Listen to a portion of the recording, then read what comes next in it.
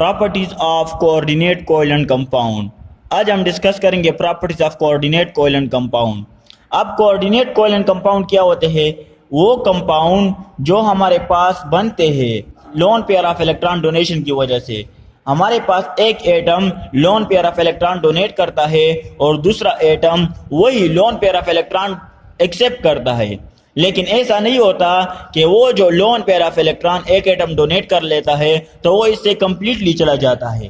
For example यहाँ पर हम एग्जाम्पल ले लेते हैं। ये हमारे पास फर्स्ट एटम है और इसके साथ लोन पेयर ऑफ इलेक्ट्रॉन मौजूद है, और यहाँ पर ये हमारे पास बी कोई दूसरा एटम है, इसके पास इसको लोन पेयर ऑफ इलेक्ट्रॉन की रिक्वायरमेंट है। तो ऐसा नहीं होता कि oxygen loan pair of electron complete donate करता है और ये एक्सेप्ट करता है, बल्कि ये loan pair of electron in दोनों के बीच में घूमता फिरता है। तो हम कहते हैं कि ये इसके साथ भी मौजूद है और ये इसके साथ भी मौजूद है। तो ऐसे बॉन्ड को हम कहते हैं कोऑर्डिनेट कोवेलेंट बॉन्ड। हमारे पास फर्स्ट प्रॉपर्टी है इनसॉल्युबल इन वाटर, कि कोऑर्डिनेट कोवेलेंट कंपाउंड हमारे पास इनसॉल्युबल होते हैं वाटर में, ये सॉल्युबल नहीं होते। तो वाटर हमारे पास एक पोलर कंपाउंड है और कोऑर्डिनेट कोवेलेंट कंपाउंड हमारे पास नॉन पोलर होते हैं।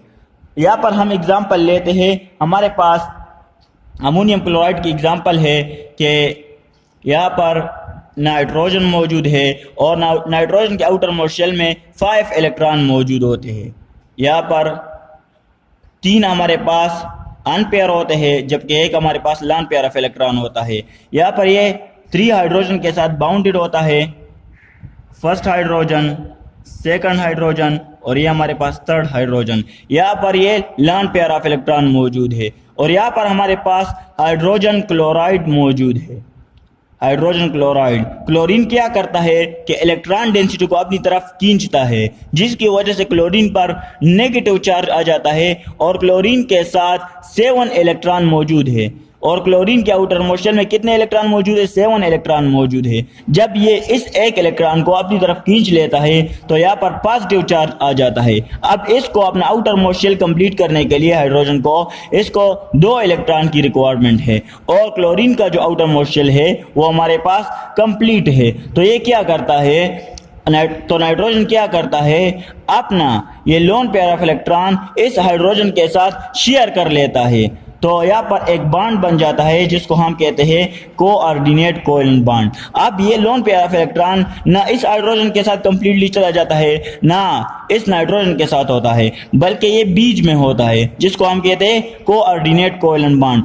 अब ये हमारे पास अमोनियम क्लोराइड बन जाता है NH4Cl, जो हमारे पास एक नॉन पोलर कंपाउंड है, नॉन पोलर कंपाउंड। और वाटर हमारे पास क्या है? एक पोलर कंपाउंड है। वाटर हमारे पास पोलर कंपाउंड है।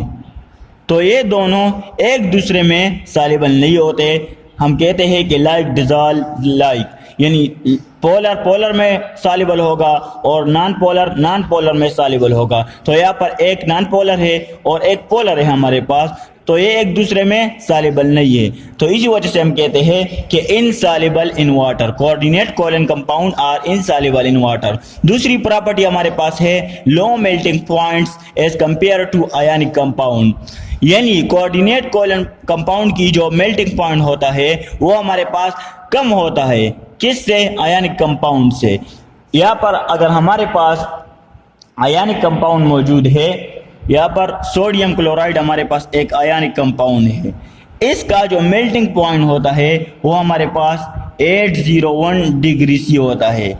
और हमारे पास अमोनियम क्लोराइड NH4Cl, इसका जो मेल्टिंग पॉइंट होता है वो हमारे पास 300 डिग्री सी, जो कि हमारे पास कोऑर्डिनेट कोवेलेंट कंपाउंड है, यानी नॉन पोलर कंपाउंड है।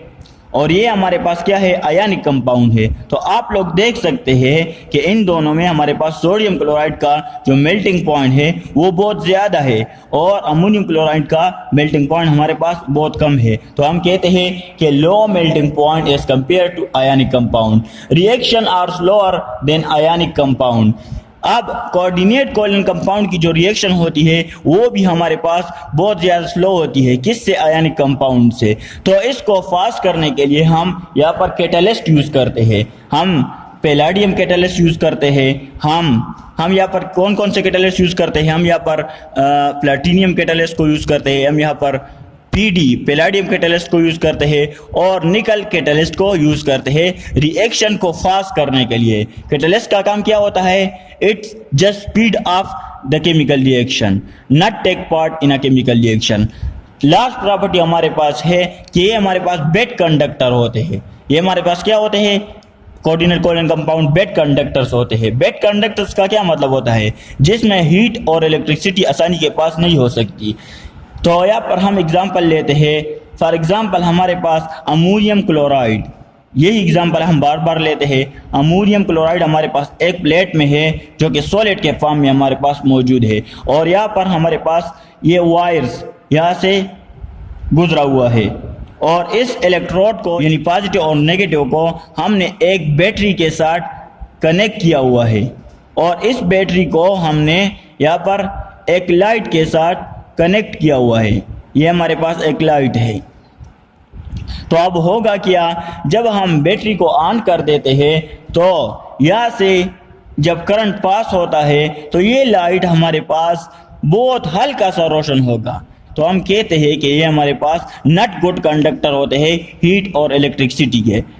तो ये हमारे पास कुछ प्रॉपर्टीज थी कोऑर्डिनेट कोवैलेंट कंपाउंड की। Okay, thanks.